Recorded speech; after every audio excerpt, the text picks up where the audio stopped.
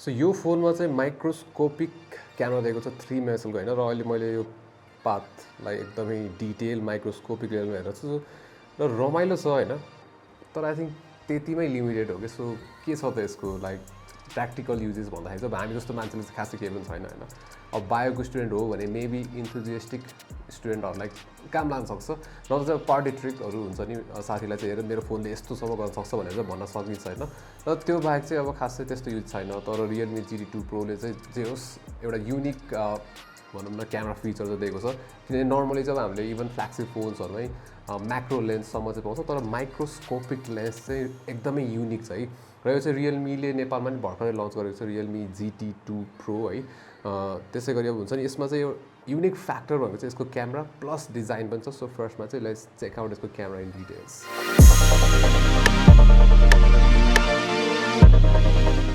Microscope lens त भइहाल्यो अब त्यो बाहेक चाहिँ यसमा 50 मेगापिक्सलको चाहिँ मेन क्यामेरा त्यसै गरी अल्ट्रा वाइड एङ्गल क्यामेरा दिएको छ भने अगाडिपट्टि चाहिँ यसमा 32 मेगापिक्सलको चाहिँ सेल्फी क्यामेरा दिएको छ अब मेन क्यामेरा चाहिँ के छ भन्दाखेरि राम्रो छ ओभरअल फोटोजहरू निकै राम्रो आउँछ है सार्पनेस पनि ठिकै छ सार्पनेस चाहिँ बेटर हुनसक्छ जस्तो लाग्यो है तर फोटो जुम गरेर हेर्दाखेरि चाहिँ डिटेल्स राम्रै मेन्टेन गरेको हुन्छ त्यसै गरी हाइलाइट्स र स्याडोजको यसको हुन्छ नि एकदम राम्रो मेन्टेन गर्छ जुन चाहिँ निकै इम्प्रेसिभ हो त्यसै गरी अल्ट्रा वाइड एङ्गल पनि मेन क्यामेरासँग कम्पेरेबलै छ हुन्छ नि कलर कन्सिस्टेन्सी निकै राम्रो छ त्यसै गरी डिटेल्स र डाइनामिक रेन्ज पनि इम्प्रेसिभ छ यसको अब अफकोर्स सार्पनेस त हुन्छ नि मेन क्यामेराभन्दा अलिक थोरै नै हुन्छ होइन तर यसको अर्को इन्ट्रेस्टिङ कुरा चाहिँ के छ भन्दाखेरि 150 डिग्री चाहिँ फिल्ड अफ भ्यू मोड त्यो पनि छ कि 150 degree field of view FOV मोड पनि छ र यसमा चाहिँ तपाईँको नर्मल भन्दा पनि बडी वाइड हुन्छ होइन FOV चाहिँ र यो मोडमा चाहिँ अब हामीले डिस्टर्सन पनि देख्न सक्छौँ प्लस तपाईँलाई फिस आई इफेक्ट मनपर्छ भने चाहिँ यो मोडमा चाहिँ हामीले फिस आई इफेक्ट पनि युज गर्न सक्छौँ अलिक क्रिएटिभ हुन्छ नि अब त्यो Realme चाहिँ यो हुन्छ नि अलिक त्यो क्रिएटिभ फ्रिडम दिएको छ कि त्यस्तो हुन्छ नि बडी अलिक क्रिएटिभ मान्छेहरूको लागि चाहिँ यो फोन बनाएको जस्तो छ भनौँ न जुन क्यामेरा फिचर्सहरू छ मुभिङ अन यसमा चाहिँ नाइट मोड पनि हामीले पाउँछौँ तर तपाईँले नर्मली नाइट मोड त्यति धेरै युज चाहिँ गर्न पर्दैन जस्तो लाग्यो मलाई किनभने नाइट मोड अफ गरेर खिच्दाखेरि पनि फोटोजहरू चाहिँ राम्रै आउँछ यसमा डिटेल्सहरू डाइनामिक रेन्ज ठिकै छ इम्प्रेसिभ नै छ हुन्छ नि अब एकदमै पुरै अँध्यारो छ भने चाहिँ नाइट मोड अन र अफ गरेर खिच्दाखेरि चाहिँ हामीले डिटेल्समा डिफ्रेन्सहरू पाउँछौँ प्लस ब्राइटर पनि हुन्छ होइन नाइट मोड अन गरेर खिचेको फोटोजहरू चाहिँ तर के छ भन्दाखेरि त्यसमा पनि अलिक इम्प्रुभमेन्ट चाहिँ देख्न सकिन्थ्यो जस्तो लाग्यो फ्ल्यागशिप फोनको लागि चाहिँ हुन्छ नि एकदम अँध्यारोमा नाइट मोड अन गरेर खिच्दाखेरि डिटेल्स र जुन सार्पनेस हुनुपर्ने त्यो एउटा फ्ल्यागशिप फोनमा त्यो चाहिँ हामीले कम्प्लिटली यसमा चाहिँ पाउँदैनौँ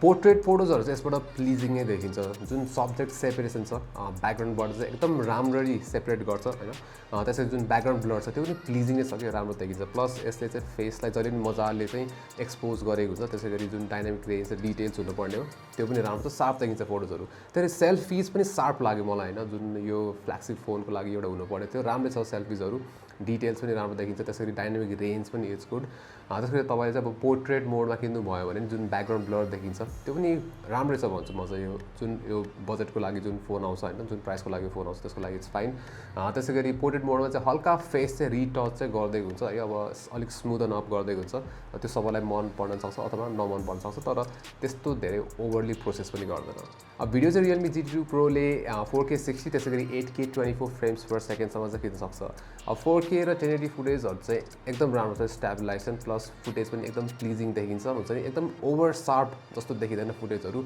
सार्पनेस क्ल्यारिटी राम्रो छ त्यसै गरी कलर्स पनि यसमा राम्रै छ नेचुरल नै देखिन्छ जस ओभरअल फुटेज निकै राम्रो छ प्लस स्टेबिलाइजेसन पनि राम्रो छ 4K अथवा 1080p मा अब 8K मा चाहिँ के छ भन्दाखेरि 24 फ्रेम्स भिडियो भएको कारणले गर्दाखेरि चाहिँ स्मुथ पनि हुँदैन प्लस हामीले प्यान गर्दाखेरि पनि जुन भिडियो फुटेज छ त्यो चाहिँ अलिक जिटरी देखिन्छ सो 8K चाहिँ खासै युज चाहिँ गरिन अब यो क्यामेराको अब Realme ले चाहिँ यो फोनको डिजाइन चाहिँ एकदमै युनिक दिएको छ सो नर्मली हामीले फ्ल्यागशिप फोन्सहरूमा चाहिँ ग्लास बेल्ट पाउँछौँ ग्लास ब्याक होइन तर यसमा चाहिँ bio-polymer युज गरेको छ र त्यो चाहिँ आफ्नो कार्बन फुटप्रिन्टलाई घटाउनलाई होइन अब आजकल धेरै कम्पनीहरूले चाहिँ कार्बन फुटप्रिन्ट घटाउनलाई बक्समा चार्जरहरू दिँदैन यताउता तर यसमा चाहिँ बिल्डमै पनि एकदमै हुन्छ नि अब इन्भाइरोमेन्ट फ्रेन्डली बनाउन खोजेको छ अब bio-polymer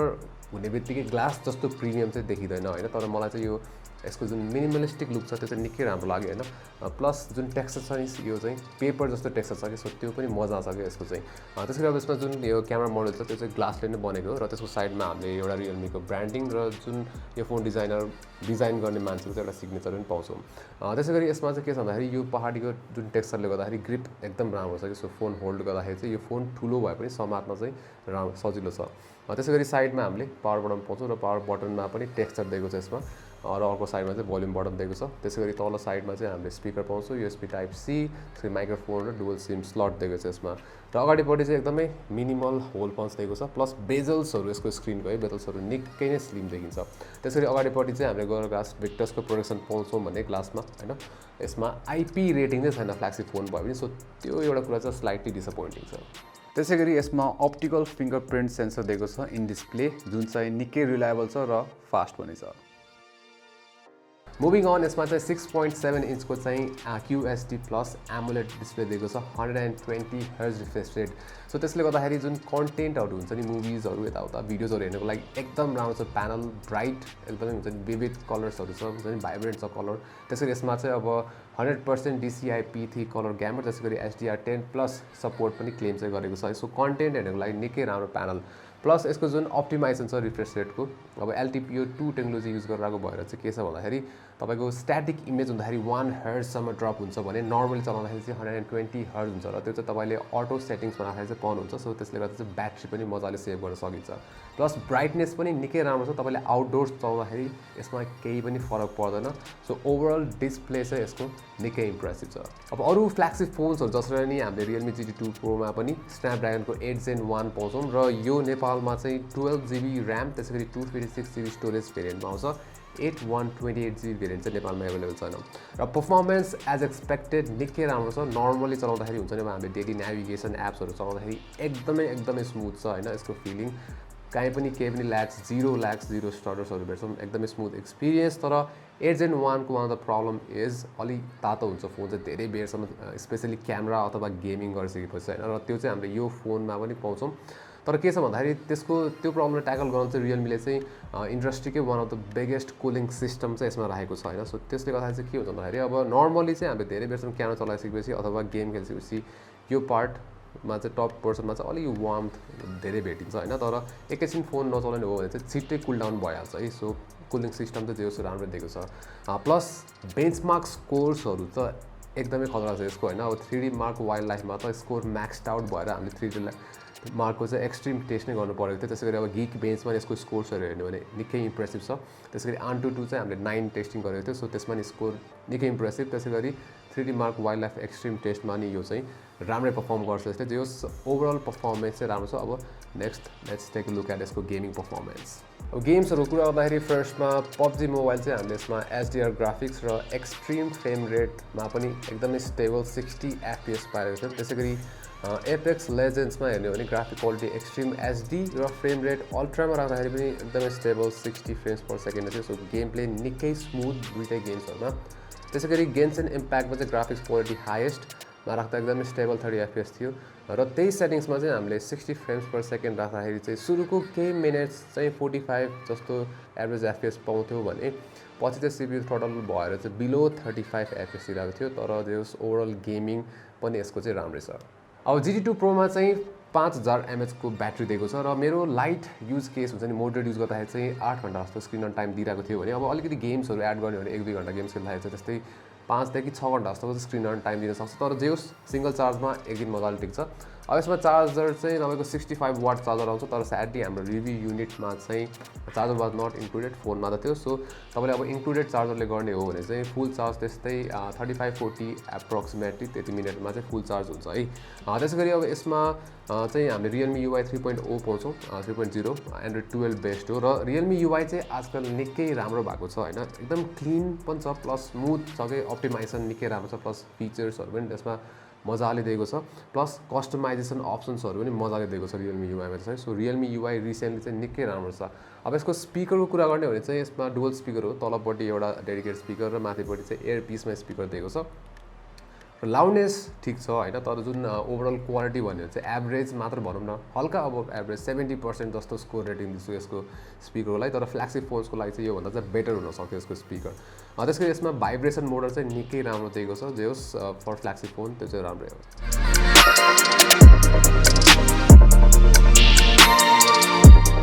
so Realme GT 2 Pro अब 1 लाख प्लस पर्ने फ्ल्यागसिप फोन होइन। अब लाइक सबै कुरा राम्रो छ, यसको डिजाइन युनिक छ, पर्फर्मेन्स राम्रो छ होइन, क्यामेरा पनि ठिकै छ। तर अब अफकोर्स यसमा माइक्रोस्कोप लेन्स भएको कारणले गर्दा चाहिँ कुल पनि बनाउँछ होइन। तर कम्प्रोमाइजहरू छ, के छ भन्दाखेरि वायरलेस चार्जिङ छैन, आइपी रेटिङ छैन। त्यसै गरी अब यसमा चाहिँ हामीले टेलिफोटो लेन्स पाउँदैनौँ, जुन चाहिँ युजली फ्ल्यागसिप फोन्सहरूमा चाहिँ हामीले पाइरहेको हुन्छौँ। अब त्यो कम्प्रोमाइजहरू गर्न सक्नुहुन्छ भने चाहिँ एकदमै राम्रो फ्ल्यागसिप फोन है। तर तपाईँलाई यसको अल्टरनेटिभ चाहिँ स्यामसङको S22 हुनसक्छ। सिमिलर प्राइस रेन्जमा चाहिँ हामीले यसमा चाहिँ ल्याकिङ छ, सबै पाउँछौँ होइन, इन्क्लुडिङ आइपी रेटिङ। तर त्यो फोन चाहिँ सानो छ होइन, अलिकति सानो छ, प्लस ब्याट्री लाइफ पनि त्यसको चाहिँ अलिकति कम हुन्छ यसको होइन। अब त्यसै गरी अर्को फोन भने Xiaomi 12 Pro लिन सक्नुहुन्छ होइन, अलिकति महँगो पर्न जान्छ। तर लाइक हुन्छ नि, यसमा जुन कुराहरू चाहिँ मिसिङ छ त्यसमा चाहिँ हामीले चाहिँ पाउन सक्छौँ। तर एज अ फ्ल्यागसिप फोन प्राइसको लागि चाहिँ निकै राम्रो Realme GT 2 Pro। सो यो भिडियोमा चाहिँ यति नै। राम्रो लागेमा लाइक गर्नुहोस्, सेयर पनि गर्नुहोला, र यस्तै कन्टेन्ट्सहरूको लागि चाहिँ हाम्रो च्यानललाई सब्सक्राइब गर्नुहोस्, र त्यहाँ भएको त्यो बेल आइकन थिच्नुहोला for notifications. Until next time, नमस्ते।